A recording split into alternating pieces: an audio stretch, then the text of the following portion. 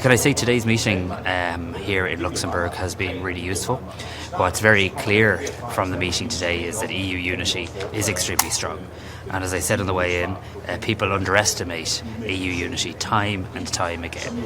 Europe stands united in terms of taking calm and measured responses to the provocations that we've seen in recent days. But I think what's also a really important message to come out from today is that the European Union is ready now, immediately, today, to negotiate with the United States. We're ready today to send a team to Washington. There is a team on standby on behalf of the European Commission to go to Washington, to sit down, to negotiate and to find a way forward that is good for the EU economy, good for the US economy and good for global trade. So what we need to do now is, as I've said from the very start of this, is lessen the period of uncertainty, lessen the period of disruption and get in a room and in a mature, calm way find a way forward. And that's the overwhelming message from the meeting today. Let's find a way forward, let's talk. We're ready to talk whenever the United States is ready, and I really hope that's very soon. Have you had any indication that the United States is ready to talk? I think as of now, that doesn't seem to have been the case, but of course I hope that changes. Obviously there is ongoing engagement between the EU and the US. I welcome that. I welcome the fact that there was a 2-hour video conference call between the Trade Commissioner here, Maroš Šefčovič, and between the US Secretary of Commerce, and the lines of communication are open. But we need to get to the moment of substantive negotiation.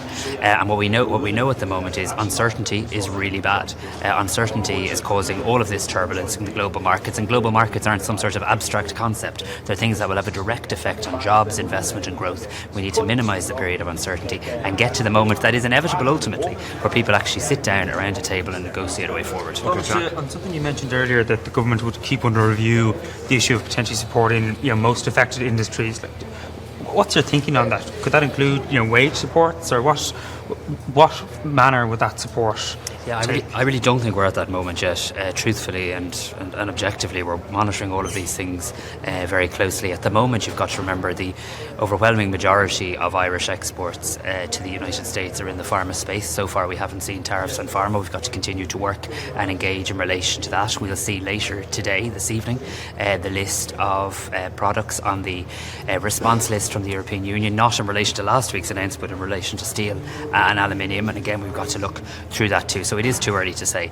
The point I'm making is government in Ireland, and indeed at the European level, I'm sure won't be found wanting in terms of supporting sectors as that need arises. But the most important thing for all of us now is to try and mitigate the current situation, get to a better place, get to a negotiated settlement. And my own contribution today at the meeting, I did make the point that Europe, at a European level, we have to consider how we support European businesses, from my perspective, how we support Irish businesses through this difficult time, and that will ultimately have to be part of the European response, but we're not at that moment yet.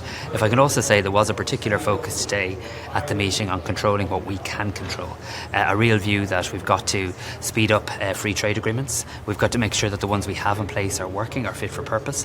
We've also got to look at others who want to do free trade agreements with the European Union and see how we can perhaps streamline those processes. We've got to make sure the Draghi report and the Letter reports don't gather dust.